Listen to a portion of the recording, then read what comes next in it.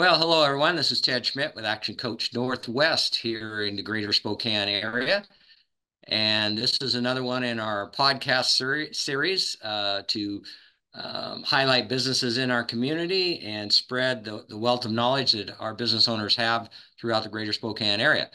And today we have Aaron LeBlanc from Northtown Insurance Agency, who does both personal and commercial insurance. And he is business partners with his wife, Lisa, and they own the agency. And we are very thankful that Aaron's joining us today. So hello, Aaron, and greetings. Hello and good afternoon. Thanks for having me, Ted. Looking Of forward to course. this. Absolutely. Okay, so we're going to jump right into it without further delay. So questions, here they come. Uh, so Aaron, if you had to start from square one in business, what would you do differently? Hmm. We were fortunate enough to take this agency over. My wife had been running the show for the previous owner for about a decade. Hmm. So it was up and running. We didn't have to reinvent the wheel, but that came with some of its own challenges.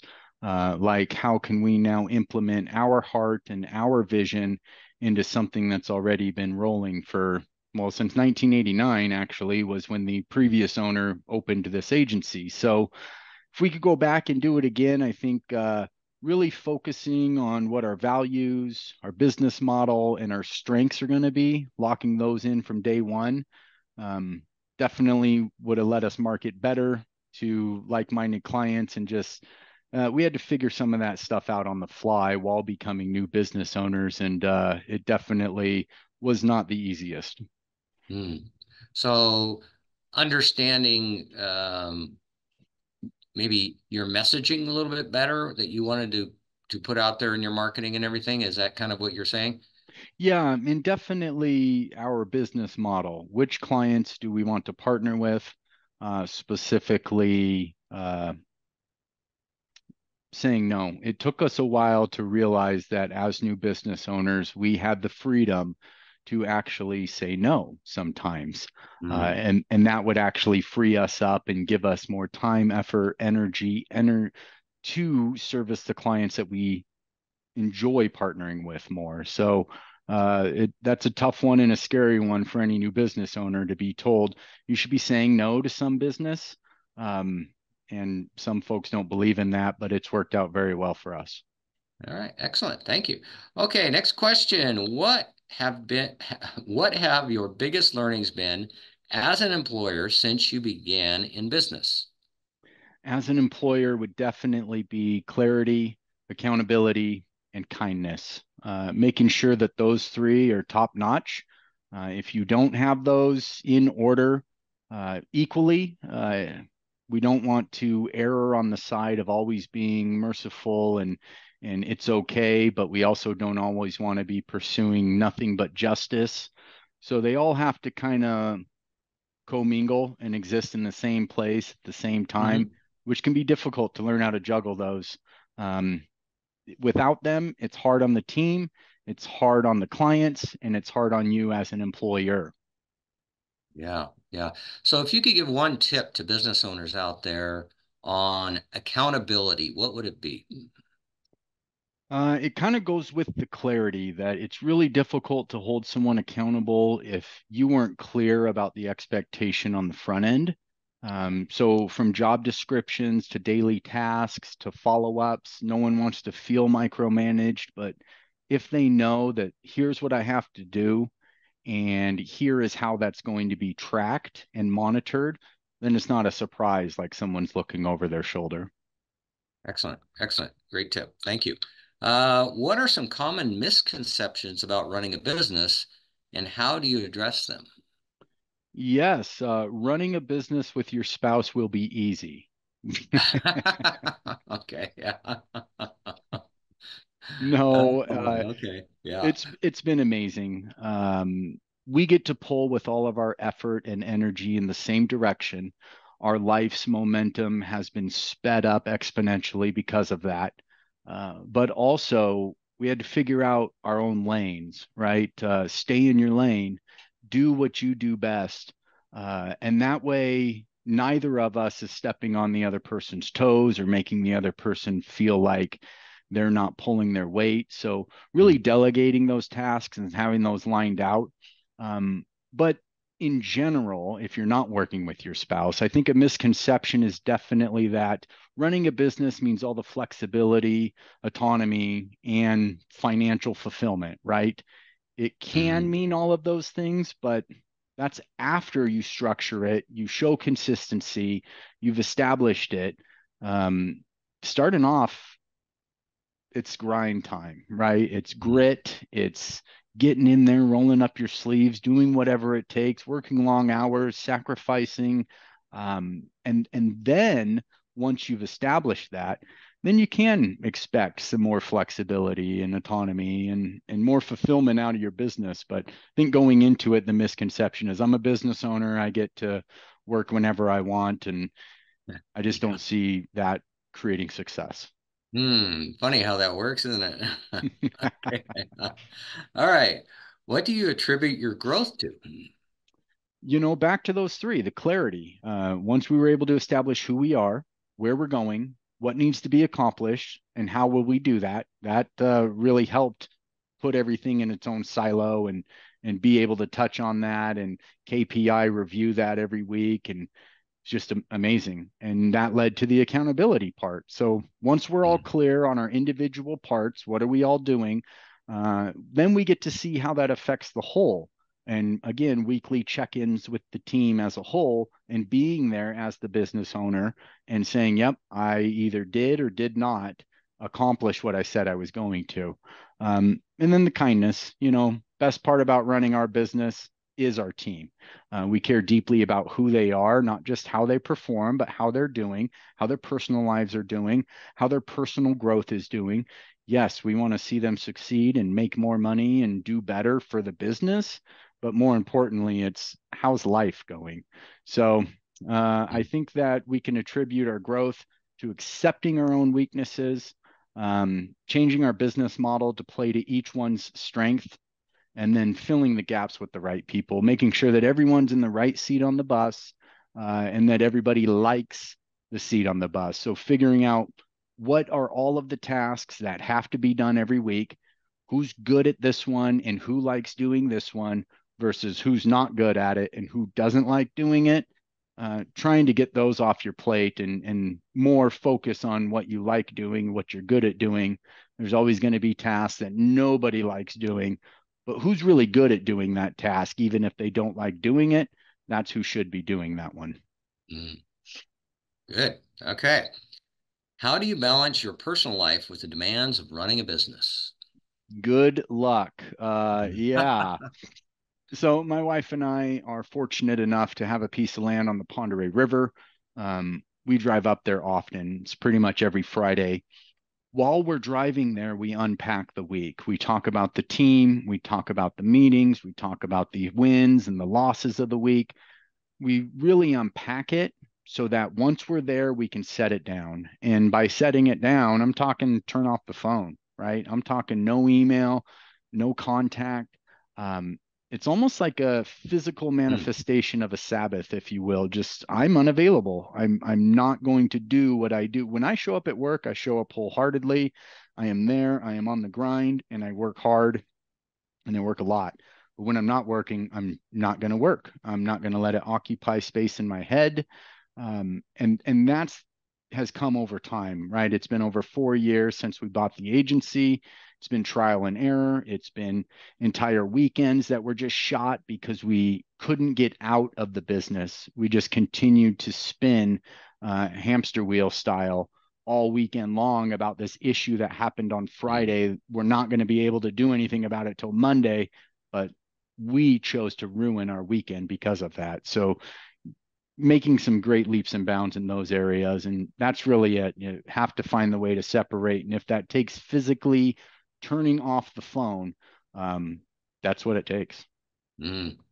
Great advice. Yeah, that's a tough one. It's a tough one. Okay. What qualities do you look for in employees and how do you foster a positive and productive work environment? I think you've already answered that a little bit. So, Yeah, I would say what changed the game for us was Patrick Lencioni, his Mm, book, The Ideal Team Player. That really, just the way that it was written, so easy to read, kind of like a fable, story, and there's all these different characters on a team in that book, and it's really easy to spot which team member you emulate, whether good or bad. And so, taking an honest look at that, and then figuring out of the three characteristics, humble, hungry, and smart, where do I excel? Where is it really easy for me to navigate which area? And which area, which of those three do I have room for improvement? And am I going after that? Am I pursuing improvement, whether it is in humility, whether it is in drive or hunger or smart, and not just like book smarts, but street smarts and like intuition? So that's definitely the playbook that we go out of. And it's really easy to navigate as a team together because we're all speaking that same language. okay. Name of the book again was for everybody? That is The Ideal Team Player by Patrick Lencioni. Okay. Ideal Team Player by Patrick Lencioni. Okay. Thank you for that. Okay. Only a couple questions left. You're sailing through here. This is good. Uh, what question should I be asking you that I haven't? We always like to share our values. We worked very hard on kind of, do these make us feel something? We don't just want a list of values on the board that we don't feel. So when it really boiled down to, we're the new owners of the agency, where are we going? What do we want to represent? How do we want to operate this business? We came up with our six, and it's our core values. There's no dead ends. You're always going to get an answer from us. Even if it's a client that we may not be a good fit for, like someone that doesn't have current insurance. If you don't have current insurance, we may not have a good option for our carriers, but we have a wonderful referral partner. So we make sure that's a warm handoff, that this person isn't just getting told, sorry, we can't help you, tough luck. Like, sorry, we can't help you, but this agency can and would love to. And here's their information. So no dead ends, no jerks allowed. We won't be a jerk. We won't work with jerks. Uh, and that's pretty much self-explanatory, right? We're not Yeah. going to put up with it from one another. We spend too much time here in the office with each other to let problems go unresolved. And same with clients. We love to have that conversation of saying, hey, um, we're trying to help. I don't like the cost of insurance. I don't like when my policy goes up either, but I'm not going to be a jerk to someone about that who has no control over it. So just making sure that respect is being followed mutually. We're not going to be a jerk to a client no matter what, but we're also not going to take that. That leads to courageously uncomfortable. We're going to have conversations that don't feel good because we don't want them to fester, and we don't want relationships ruined because we didn't say what needed to be said. Irrational generosity is the next one. This is just giving in a way that maybe is counterculture, that people look at and go, well, that's ridiculous. Well, good, because we've been blessed with something like this agency does not belong to me. It is not mine. I am a steward of it. And so to take all of the rewards and pass it back to the team and pass it to different nonprofits and just be generous at all times. So irrational generosity. Purposeful growth. We're all trying to grow, not just in the industry, but personally. We want to better ourselves in spiritual realms and personal realms and health, all of that. Um, engage connections is our last one. That's number six. So just Mm. making sure that it's not transactional. We do not sell insurance policies. We advise people on their coverages and find the best carrier, coverage, price. But when it comes down to like sign on the dotted line and let me sell you something, that's not going to happen. And if a client's not interested with having an engaged connection where we're going to ask questions, um, that's fine. There's plenty of agencies that will just write a policy incorrectly and never ask those questions. and so be it. But at the end of the day, if it's not right, it's not the carrier's fault. It's not the client's fault. It's the agent's fault. They didn't take the care and concern that is required to make sure that the T's were crossed and the I's were dotted and this policy is correct. So that's why engaged connections are huge on that. And so that's something that you didn't ask that I think everyone should know. Those are our six Yeah, NTI great. laws.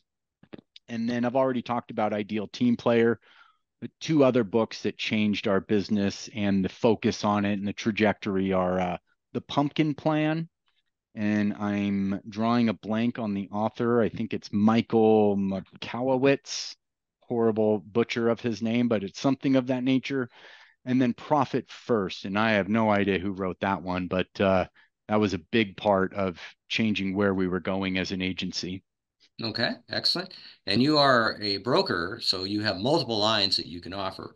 So we should clarify that. You're not a captive agency where you have just one line of insurance or one provider of insurance. So, Exactly. Independent, okay.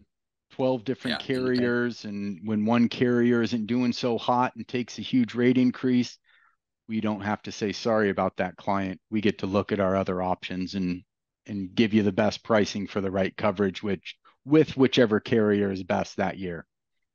Sure. Great. Okay, well, last question. Holy smokes, sailing through here.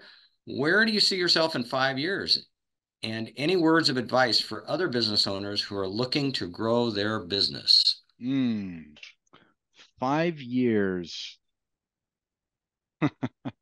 You know, in the first 4 years, we've been able to have about a 50% growth from where we were at. And that was with just four team members. We're now nearing eight of us. And I do see the book of business doubling. We're just we're in drive mode and we've got the staff to do it. So that's really exciting. And then just kind of figuring out how my wife and I can both replace ourselves um, and bless somebody else with the opportunity to one day run and own this agency while continuing to contribute and making sure that is a responsible path as far Mhm. as timing to not just drop it on somebody, good luck, but make sure they're trained up and ready to take on the responsibility of it. And then words of advice for business owners looking to grow, definitely getting clear, getting accountable, and leading with kindness. That's the theme of this whole time as I was thinking about it and prepping for it and just thinking, what's the best thing that I could give to somebody as far as advice, and it's those three things. Figuring those out. To be unclear is to be unkind. So just being clear, you're doing a lot for kindness. And some people being clear, it feels like, well, maybe I'm being too direct, but you're setting somebody up for success if you're lining out exactly what it is they should be doing and how it will be monitored. Um, yeah. So even for a sole prop, if it's just you, get clear about who you are and what you want to achieve, then invest in accountability with a business coach, right? Mastermind There you group, go. someone that can help you get there. You don't have to have employees or a big team for this stuff to apply. And then lastly, find out if people like and trust you. So that's finding some people that you can honestly say, what could I do better? Asking clients after the full interaction, hey, I'm always trying to grow. Was there something about this experience that could have been better, easier? Um, so that you would refer me to people that how did that go and why or why not? Great. Well, thank you very much. There, Aaron LeBlanc from Northtown Insurance Agency. Great insights today. And we are thrilled that you are part of our podcast. And this was a great interview. So thank you very much, Aaron. Thank Take you. care. Bye bye.